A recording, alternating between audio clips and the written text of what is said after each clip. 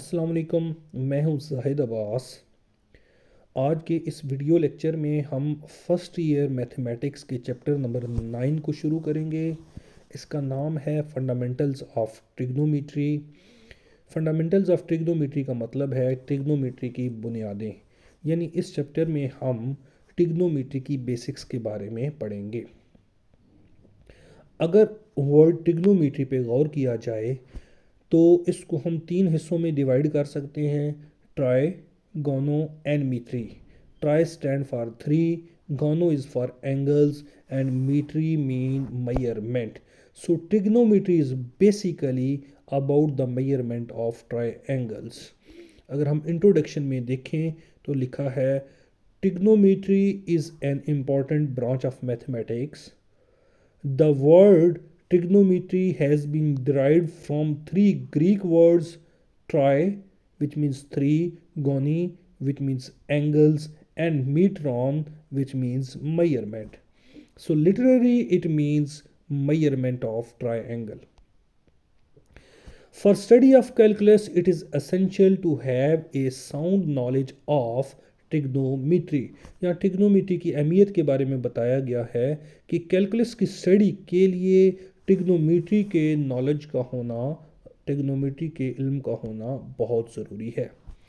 It is extensively used in business, engineering, surveying, navigation, astronomy, physical and social sciences. यहाँ trigonometry के use के बारे में, इस्तेमाल के बारे में बताया गया है कि business study, engineering, surveying, navigation, astronomy, physical और सोशल साइंसेज में ट्रिग्नोमेट्री का वसी पैमाने पर इस्तेमाल हो रहा है। आगे लिखा है जी topic units of measures of angles, यानी एंगल्स की मेजरमेंट के लिए कौन कौन सी यूनिट्स इस्तेमाल होती हैं। सब हेडिंग दी है कंसेप्ट ऑफ एन एंगल, यानी शुरू में हम एंगल के कंसेप्ट के बारे में जानेंगे कि एंगल होता क्या है। तो पहले तो देखते हैं कि टेक्स्ट बुक में क्या लिखा है। Two rays with a common starting point form an angle, यानी दो रेज जिनका स्टार्टिंग पॉइंट कॉमन हो वो एक एंगल बनाती हैं। जैसा कि आप इस फिगर में देखें तो एक रे है ओ ए और दूसरी रे है ओ बी। ये दोनों जो हैं एक ही पॉइंट ओ से स्टार्ट हो रही हैं, तो ये एक एंगल बना रही हैं। इस एंगल को सिंबल अल्फा से यहाँ डिनोट किया गया है, इसलिए यहाँ लिखा है जी two rays with a common starting point form an angle.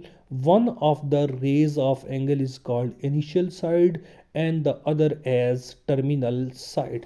इन दोनों रेज में से पहले वाली रे को इनिशियल साइड कहा जाता है एंगल की, जबकि दूसरी रे जो है उसको टर्मिनल साइड कहा जाता है।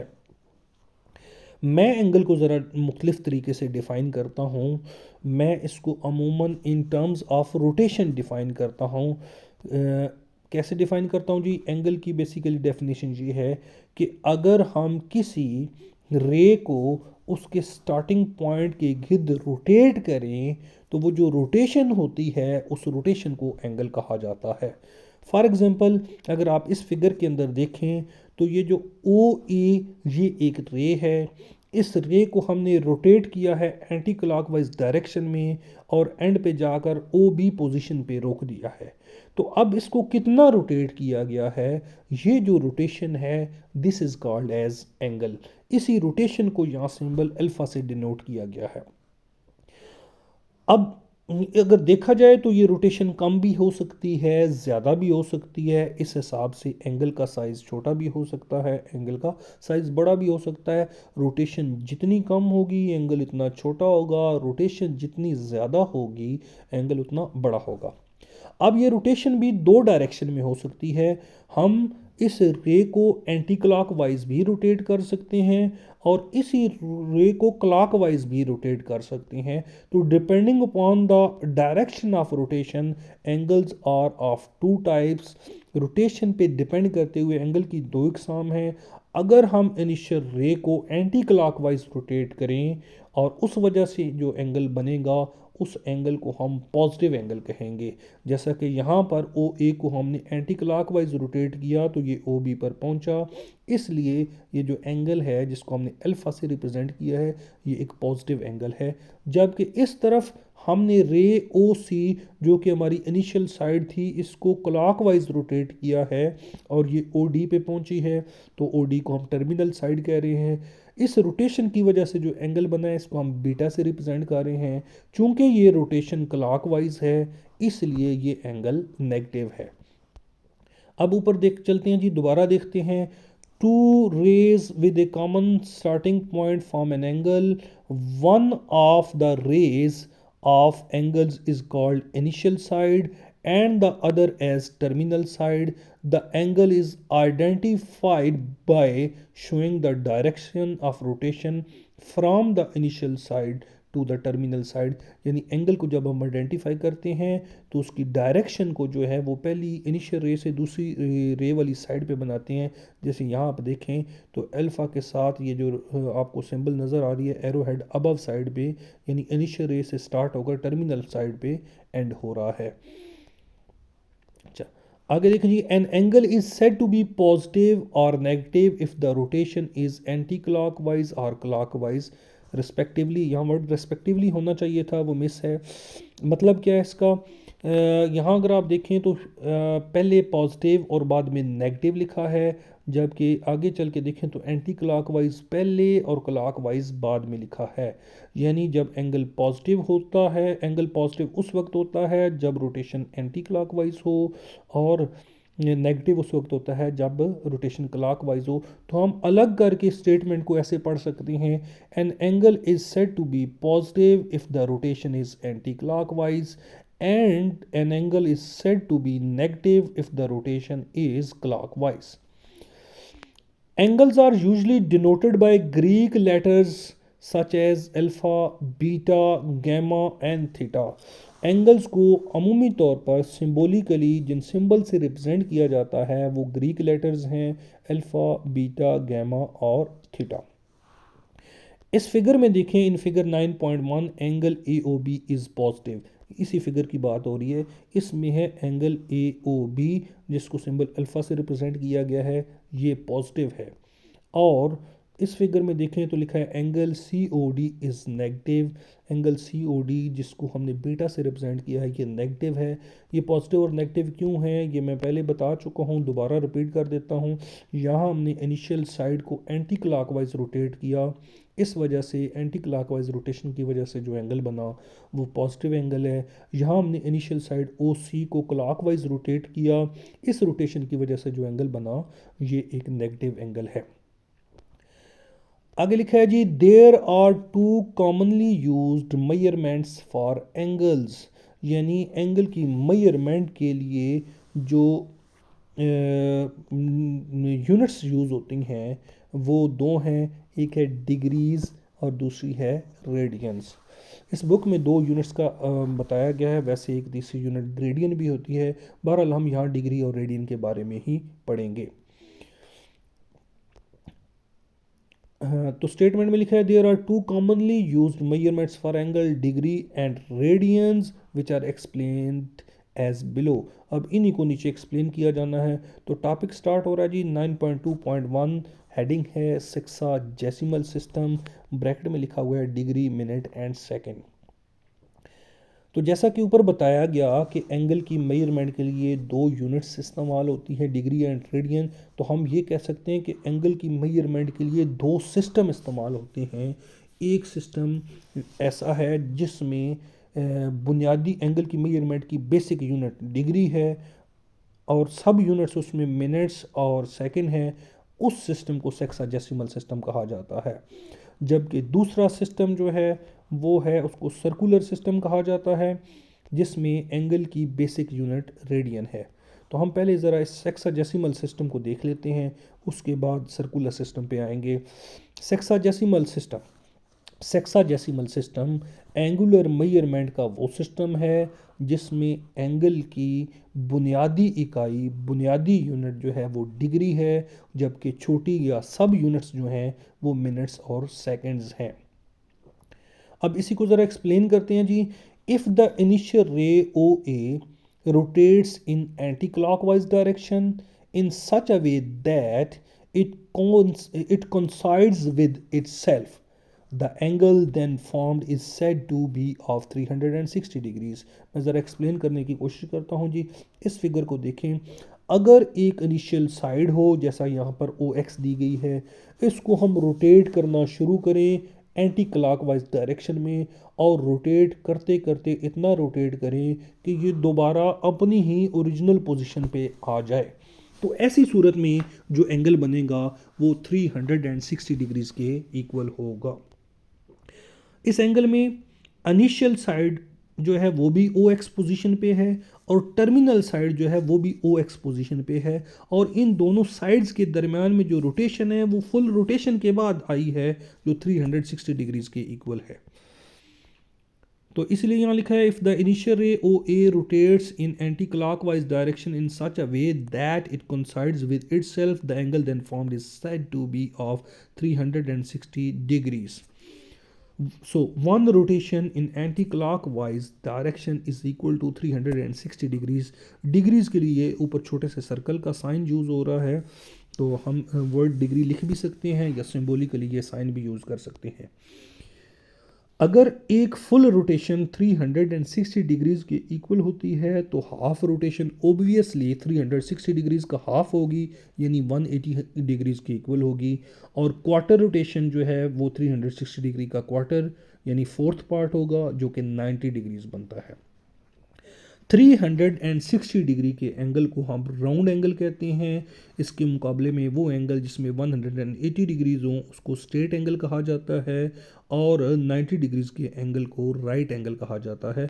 इन फिगर्स में भी देखें, यहाँ पर इनिशियल साइड जो थी उसको हमने रोटेट किया, फुल रोटेशन के बाद दोबारा वो ओ एक्स पोजिशन पर ही आ गई, तो जो एंगल है ये 360 डिग्रीज़ का है, और इस एंगल को हम राउंड एंगल कहते हैं। यहाँ पर आप देखें तो जो इनिशियल साइड ओ एक्स थी उसको हमने रोटेट करते करते नई पोजीशन पे जब लेकर गए, तो वो जो है वो एक लाइन के ऊपर, दोनों रेज जो हैं वो एक ही लाइन के ऊपर आ गई हैं, ओ एक्स और दूसरी साइड पे जो है अपोजिट साइड पे, ओ एक्स के अपोजिट साइड पे टर्मिनल रे बन रही है।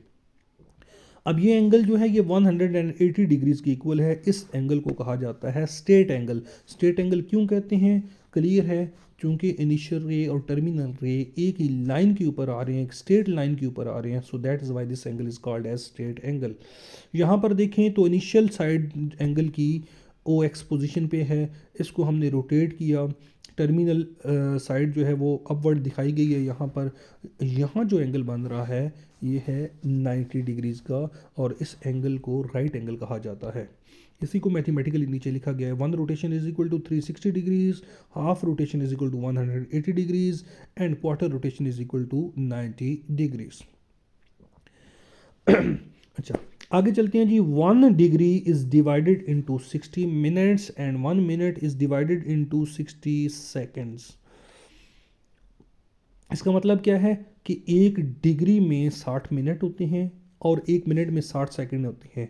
ये बिल्कुल ऐसे ही है जैसे टाइम की मेजरमेंट में 1 घंटे के अंदर 60 मिनट होते हैं और 1 मिनट में 60 सेकंड होते हैं, तो बिल्कुल इसी तरह से 1 डिग्री में 60 मिनट होते हैं और 1 मिनट में 60 सेकंड होते हैं।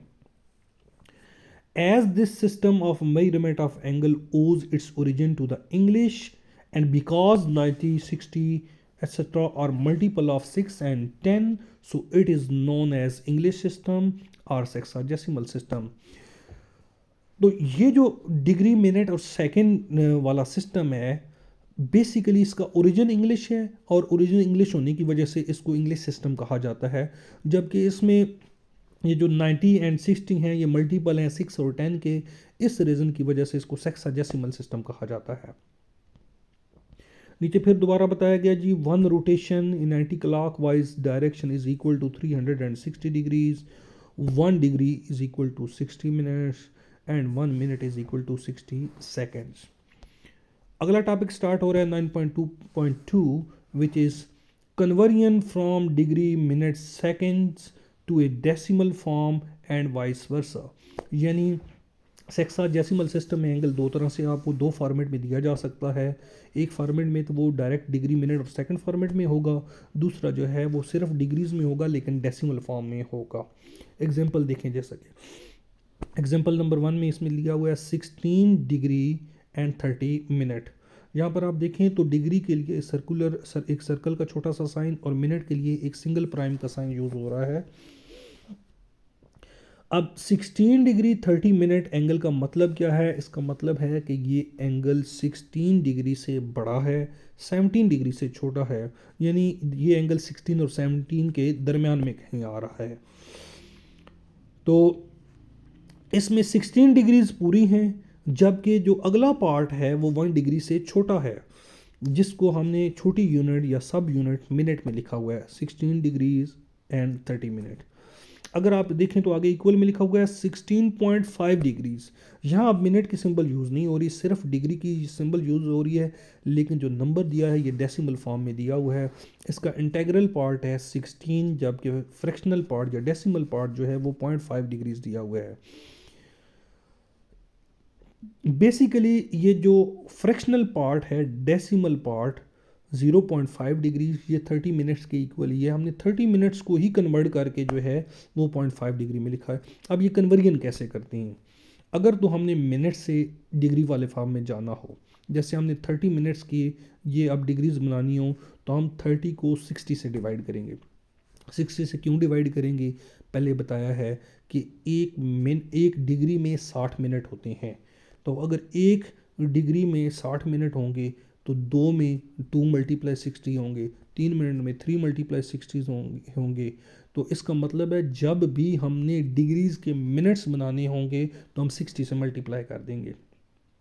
इसके रिवर्स में जब हमने मिनट्स की डिग्री बनानी हो तो हमें 60 से डिवाइड करना पड़ेगा। जैसे यहाँ अगर हमने 30 मिनट्स की डिग्रीज बनानी हो तो हम 30 डिवाइडेड बाई 60 कर देंगे, तो ये डिग्रीज में कन्वर्ट हो जाएगा। 30 डिवाइडेड बाई 60 कैंसलेशन के बाद ये 1/2 बनता है, जो कि 0.5 की इक्वल होता है, इसलिए यहाँ लिखा गया है 16.5 डिग्री। या आगे आप एक्सप्लेनेशन में देख सकते हैं, ब्रैकेट में दी हुई है 30 minutes is equal to 1/2 degrees which is equal to 0.5 degree. Example number 2 में देखें तो एंगल दिया हुआ है 45.25 डिग्रीज। अब ये डिग्रीज में है लेकिन है डेसिमल फॉर्म में। पॉइंट से पहले वाला इंटेग्रल पार्ट 45 डिग्रीज पूरी डिग्रीज हैं, जबकि पॉइंट के बाद वाला 0.25 डिग्री जो है ये 1 डिग्री से छोटा है, इसलिए इसको डेसिमल फॉर्म में लिखा गया है। तो हम क्या करेंगे, ये जो 1 डिग्री से छोटा पार्ट है, इसका डेसिमल पार्ट है, इसको छोटी यूनिट या सब यूनिट में कन्वर्ट कर लेंगे, और डिग्री से छोटी सब यूनिट मिनट है तो हम इसके मिनट बना लेंगे। यानी 45 डिग्रीज को तो हम 45 डिग्रीज ही रहने देंगे, लेकिन 0.25 डिग्रीज के मिनट बनाएंगे। और मिनट कैसे बनाएंगे? हम इसको 60 से मल्टीप्लाई कर लेंगे। जब 60 से मल्टीप्लाई करेंगे तो इसका आंसर बन जाएगा 15 मिनट्स। इसलिए 14.25 डिग्रीज 45 डिग्री 15 मिनट के इक्वल होता है। एक्सप्लेनेशन में अगर आप देखें तो ये 0.25 डिग्री को पहले इन्होंने डेसिमल फॉर्म को ख़त्म करने के लिए पॉइंट को ख़त्म किया, नीचे 100 आ गया, कैंसलेशन करके ये 1/4 आ जाता है।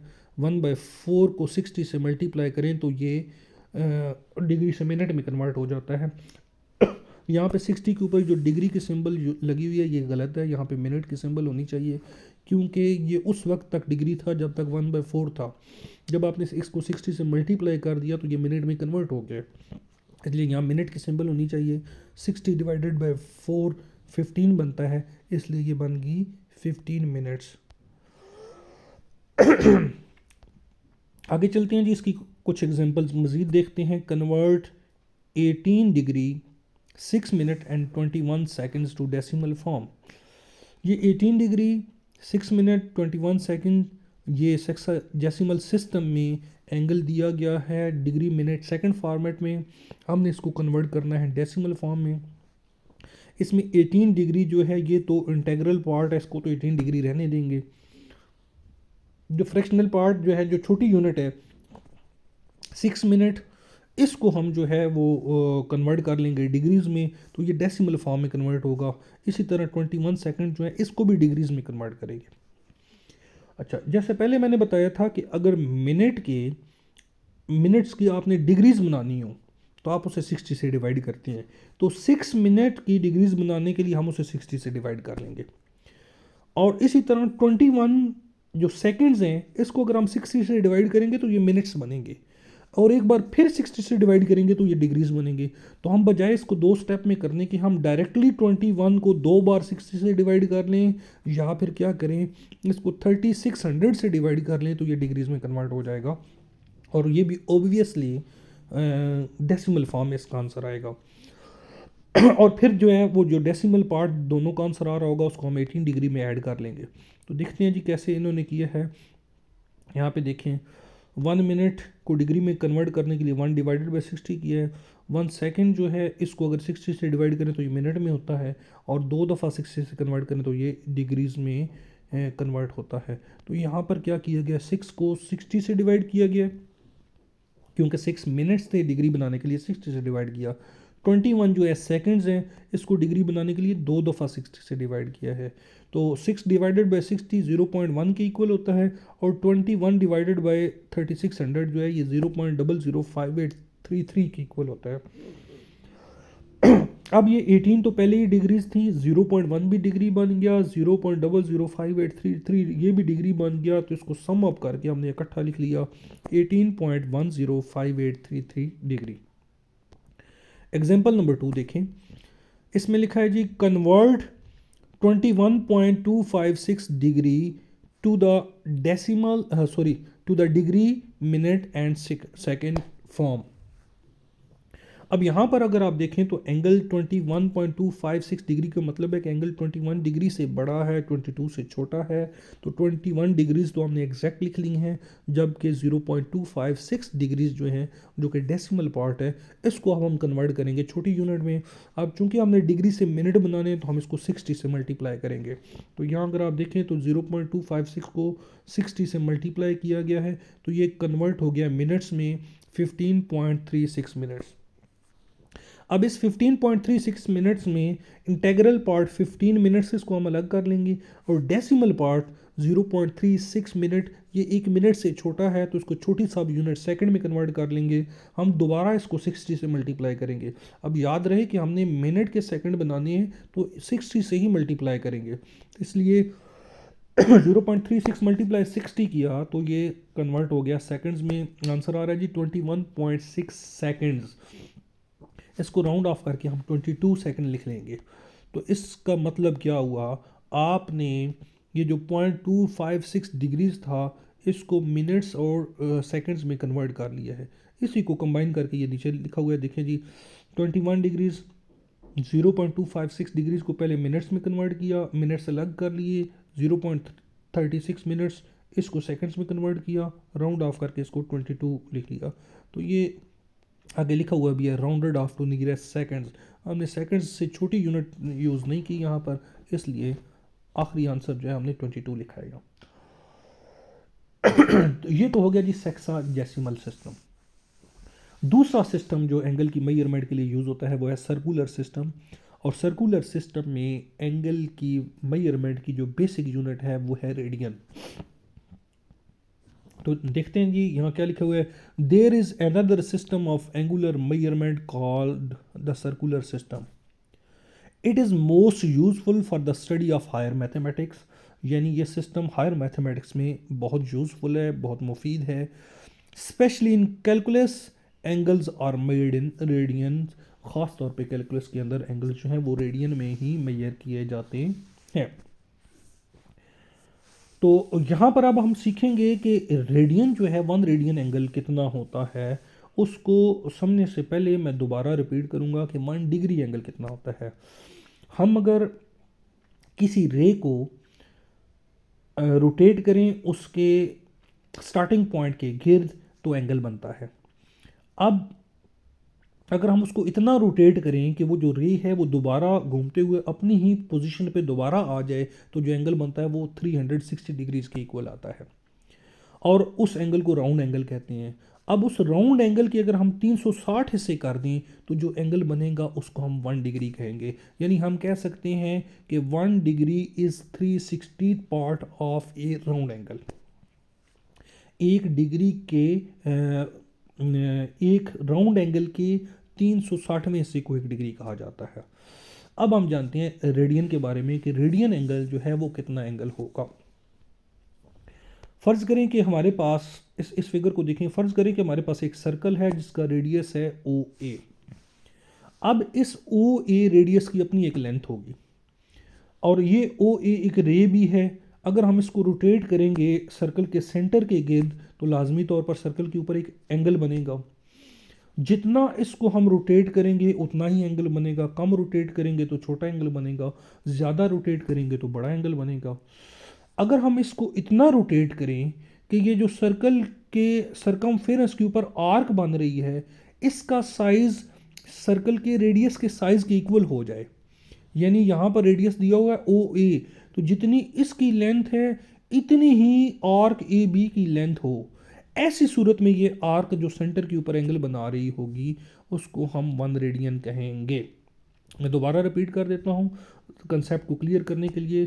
फ़र्ज़ करें कि हमारे पास ये रे है ओ ए, ये इस पूरे सर्कल के रेडियस के इक्वल है, तो इस ओ ए की अपनी एक लेंथ होगी, हो सकता है 1 सेंटीमीटर 2 सेंटीमीटर, बहरहाल जो भी है इसकी अपनी एक लेंथ है। जब हम इस ओ ए को रोटेट करेंगे अबाउट ए तो एंगल बनेगा सर्कल के सेंटर के ऊपर, जितना रोटेट करेंगे उतना ही एंगल बनेगा। अब अगर हम इस ओ ए को रोटेट करें और इतना रोटेट करें कि जो सर्कल के सरकमफेरेंस के ऊपर आर्क बन रही है वो और ये इस सर्कल का रेडियस दोनों इक्वल हों, रेडियस ओ ए की जितनी लेंथ है उतना ही साइज हो इस आर्क लेंथ ए बी का, ऐसी सूरत में ये ए बी सेंटर के ऊपर जो एंगल बनाएगी वो 1 रेडियन होगा। ठीक है, तो अब इधर से ज़रा डेफिनेशन देख लेते हैं जो इन्होंने लिखी है। Radian is the measure of the angle subtended at the centre of the circle by an arc whose length is equal to radius of the circle. तो ये डेफिनेशन होगी जी इसकी, और यहाँ नीचे उसकी एक्सप्लेनेशन दी हुई है। Consider a circle of radius R, construct an angle A O B at the centre of the circle whose rays cut off an arc AB on the circle, इस तरह यहाँ बनी हुई है, on the circle whose length is equal to radius r, यानी इस arc length की जो इस आर्क की जो लेंथ है वो रेडियस के इक्वल हो, then angle A O B is equal to 1 radian. Explanation क्या है जी कि फ़र्ज़ करें कि एक आप ऐसा सर्कल लें जिसका रेडियस आर हो, फिर उसके बाद आप उसके ऊपर एक एंगल बनाएं, एंगल जैसे यहाँ बना हुआ है एंगल ए ओ बी। अब एंगल ए ओ बी आपने कैसे बनाना है, सर्कल के सेंटर के ऊपर इसकी जब एंगल बनाएंगे तो इसकी 2 रेज होंगी, जैसा इसकी 2 रेज हैं ओ ए और ओ बी।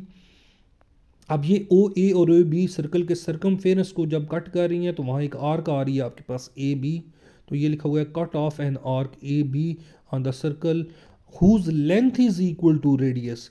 अब इस आर्क की लेंथ जो है वो इस रेडियस के इक्वल हो, तो फिर ऐसी सूरत में ये angle measurement of angle A O B would be equal to 1 radian.